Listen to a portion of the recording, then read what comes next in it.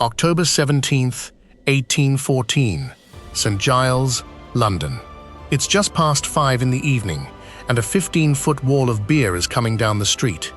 The people it kills won't see it coming. They're underground, in basement rooms, going about an ordinary Monday. This isn't a metaphor. It's not spilled ale trickling down a gutter. This is roughly 320,000 gallons of porter, released in minutes, moving through a slum with the force of a collapsing building. 8 people die, all women and children. The men are at work. It's a Monday afternoon, and this is exactly why the wave finds only mothers, daughters, and a 14-year-old girl scrubbing pots in a pub washroom. To understand how a brewery kills 8 people without anyone lifting a weapon, you have to go back 5 years, to the corner of Great Russell Street and Tottenham Court Road, and a very competitive rich man. In 1809, Sir Henry Mewkes buys the Horseshoe Brewery. It's already one of London's biggest beer producers, rivaling Whitbread. But Muir wants more than big. He wants the biggest vat in the business. His father had already built London's largest fermentation vat, 20,000 barrels, at the Griffin Brewery. Vat size, in Georgian London, was bragging rights. Brewers competed the way shipbuilders competed, publicly, loudly, in wood and iron. So in 1810, Muir installs his own monster, 22 feet tall, bound by massive iron rings, holding the equivalent of over 3,500 barrels of aging porter. It looks less like a container. It looks like a building. 80 tons of iron hold that thing together. Not decoration, structural necessity, because inside, 10 months of fermenting porter is pushing outward with a weight most Georgian engineering had never been asked to contain. And here's the detail almost nobody expects. This monster vat, the one about to fail, wasn't even the biggest one in the building. The Horseshoe Brewery had bigger. That's how normal these things had become. Beer historian Martin Cornell has pointed this out for years. London's brewers weren't reckless amateurs. This was standard industry practice. Enormous vats of aging beer, stacked above ordinary streets, held together by rings and hope. There was no regulation for this. No inspector checking hoop tension, no safety code for vats the size of houses. Just tradition, competition, and the assumption that iron always holds. Mewkes Brewery sat right on the edge of one of the poorest, most crowded neighborhoods in Europe. Behind that brick wall wasn't open land. It was homes, basement homes, packed tight, below street level. So picture the geography. On one side of a brick wall, 18,000 barrels of beer under pressure. On the other side, families eating dinner in cellars. Nobody in 1814 called that a risk. They called it Tuesday. 4:30, October 17th. George Crick, storehouse clerk, is doing his rounds when he spots it. One of the iron hoops around a vat has slipped. 700 pounds of iron. He reports it. That's his job. That's all he can do. The vat behind that hoop holds 3,555 barrels of porter, aged 10 months, filled to within 4 inches of the brim. Crick goes to his supervisor. The answer comes back fast. Don't worry about it. Just write it down. He's not being reckless. He's being normal. Crick will later testify that hoops slip 3 or 4 times a year. It has never caused a problem before. Routine failure. That's the whole trick of industrial risk. It fails quietly, over and over, until it doesn't. An hour passes. Deliveries continue. Workers move through the yard. Nobody evacuates anything, because nobody thinks there's anything to evacuate from. Then, around 5:30, the hoop gives out completely. 22 feet of wood and beer, and the iron holding it together snaps. The vat splits open.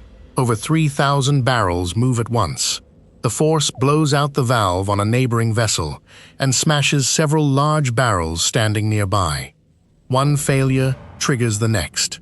Vat after vat gives way in a chain reaction nobody designed for, and nobody could stop. In minutes, somewhere between 128,000 and 323,000 gallons of beer are loose. That's roughly the volume of a swimming pool moving at once through a brick wall, built to hold shelves, not tidal force. The wall does not survive. It goes down, and the beer goes with it, straight into the street. New Street, George Street. The wave doesn't trickle, it arrives. 15 feet of porter moving like a tidal surge, carrying brick, wood, and barrel staves with it, straight into the most crowded slum in London. This is a Monday afternoon. Most of the men are at work. The people home are women, children, the elderly, in basement rooms below street level, because that's the only housing the poorest Londoners can afford. A basement is a fine place to hide from weather. It is a terrible place to be when 15 feet of liquid decides to come down the stairs after you. There is no floor above to escape to. There is only up, and up is already full of beer. In one cellar on New Street, a family is holding a wake. A 2-year-old boy has died, and mourners have gathered around his small body to grieve underground. The wave finds them there first. Above ground, 14-year-old Eleanor Cooper is scrubbing pots in the wash house behind the Tavistock Arms. She never sees the wall coming. It comes down around her before she can move. Within minutes, streets that were dry are running ankle to waist deep in porter. Furniture floats. Walls sag with the weight of a liquid nobody built these homes to withstand. And the beer just keeps coming. To understand why this got so many people, you need to understand where the wave was headed. St. Giles, 8 acres of packed tenements, one of the most crowded slums in Europe. Basements below the street, families stacked on top of families. This is the neighborhood that inspired Hogarth's Gin Lane, squalor as public warning, decades before the flood. By 1814, it hadn't improved. It was still the place London pointed to when it wanted to talk about poverty. Basements are the key detail. Poor families lived below street level to save on rent. A flood at ground level doesn't just get your floor wet down there. It fills the room. There's nowhere for the water or the beer to go but in. It's a Monday afternoon. The men are at work. That single fact decides who dies. Every one of the 8 confirmed victims is a woman or a child. On New Street, an Irish family is holding a wake. 2 days earlier, their 2-year-old son died. He's laid out in the cellar. Relatives have gathered around him to grieve. Underground, out of the October chill. The wave hits the cellar before anyone can react. Water finds the lowest point first. A room built for grief becomes a room that drowns the grievers. Roughly 5 mourners die there, around the body of a child already gone. Not far away, 4-year-old Hannah Banfield is having tea with her mother, Mary, in their home on New Street. An ordinary afternoon. Then the wall of porter arrives and takes them both. They never see it coming. There's no warning bell, no shouted alarm that reaches a basement fast enough. The water rises through the floor before the sound of the collapse even finishes echoing down the street. Across the street, at the Tavistock Arms pub, 14-year-old Eleanor Cooper is scouring pots in the wash house. It's the kind of job given to the youngest girl in the building. Dull, unglamorous, safe. Then the pub's own wall gives way under the pressure of the flood outside. It collapses inward. Eleanor is trapped under the rubble, in a room she thought was the safest place in the building. 8 names end up on the inquest record. Mary Mulvey, 30. Her son Thomas, 3. Sarah Bates, 3 years and 5 months. Anne Saville, 60. Elizabeth Smith, 27. Catherine Butler, 65. Children and grandmothers. No men. None of them chose the risk. None of them worked at the brewery, signed off on a VAT, or ignored a slipping hoop. They were home. They were grieving. They were washing pots. That's the whole crime the flood commits. By the next morning, all 8 bodies are recovered from the wreckage. Neighbors do the digging, not officials.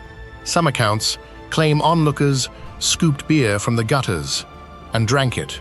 That detail is unverified, colorful, widely repeated, and not confirmed by any contemporary record. A story spreads that a nearby wake house collapsed under the weight of spectators come to gawk. Another claims a 9th victim died days later from drinking too much spilled porter. Neither is confirmed. Both have outlived the facts they distorted. What's better documented is smaller and sadder. Locals paid pennies just to view the ruined brewery wall. Residents of the rookery, people with nothing, took up street collections to bury their own neighbors. 2 days later, the inquest opens at the St. Giles Parish Workhouse. George Hodgson, coroner for Middlesex, presides. The jury walks the site. They view the bodies.